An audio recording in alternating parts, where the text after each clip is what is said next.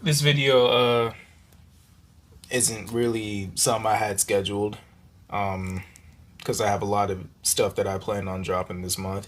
This has been the most successful month I've had on YouTube so far, and I thank y'all for that. You know what I'm saying? But with the way my life's been going, I've been moving at a mile a minute. Things have been faster than ever before for me, honestly. And I haven't even had the chance to sit down and acknowledge this.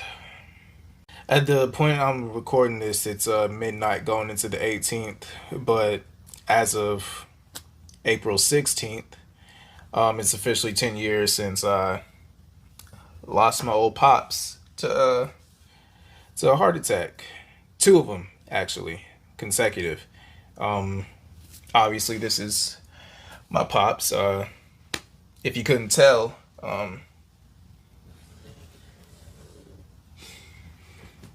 yeah, they got a big ass head. Yeah, that's the guy.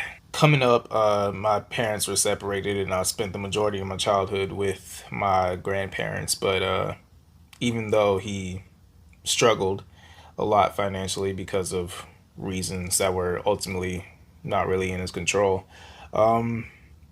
he made sure he would find the time or find the resources to see me and provide for me whenever he had the chance to. And shout out to him for that. I don't even know if I'm in frame for real. Am I? I don't care. Just this is still going up. But with his presence that he had in my life, whenever he had the chance to, he was he was pretty hard on me. I'll be honest about it.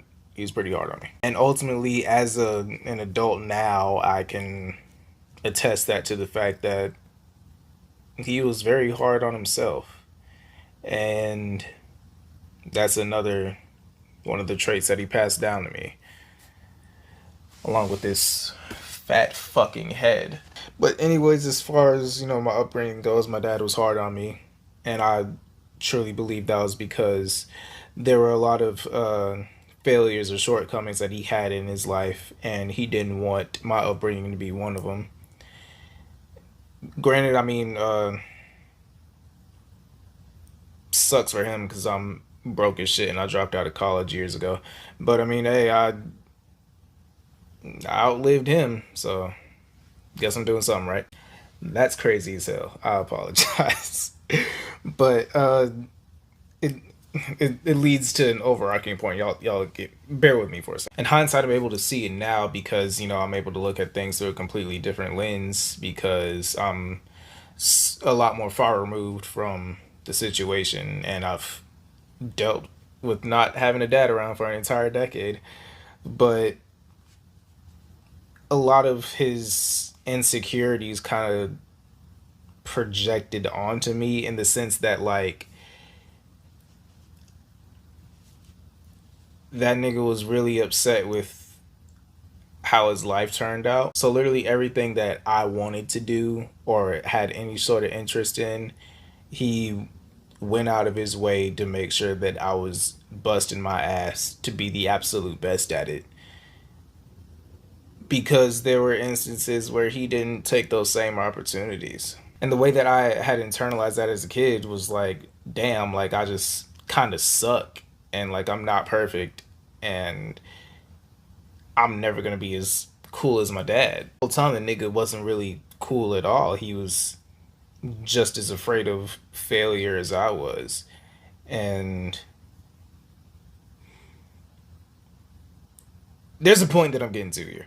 There are overarching points here that I want to spread because I feel like they can apply to a lot of situations for a lot of people.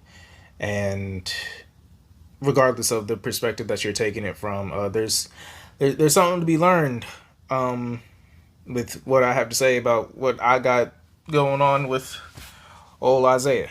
Coming up, and even I still do deal with this now, I'll have like very large accomplishments in my life, like some, or just things are going really well for me. And like my mom or grandma or just people in my family in general are like, oh wow, your dad would be so proud of you if he were here now. As much as I still do appreciate that sentiment, because it kind of does show that they still keep him up to a decently high regard, regardless of how things had went in my family before he had passed. uh I do almost find it kind of insulting to what he left me with. I truly think that my father was a hard ass with me, and he was the way he was with my upbringing, not because he wanted me to go out there and make him proud, is that he wanted me to go out there and make myself proud, because he never got the chance to do so for himself.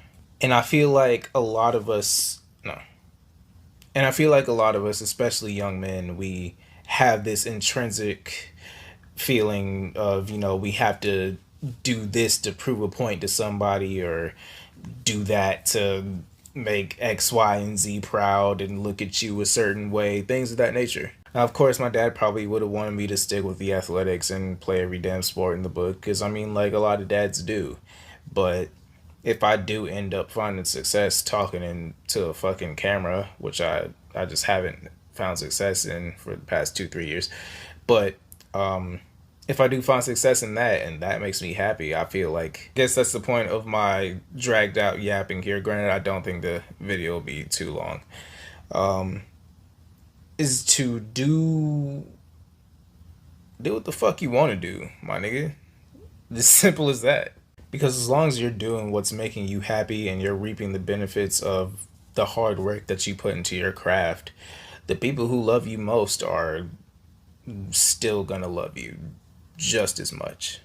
And although, yes, of course, I do have the days where my insecurities pile up and I get really frustrated or sad about the fact that I may not have accomplished all the things that some of my peers have, or I don't feel like I'm at where I should be, or whatever the case may be.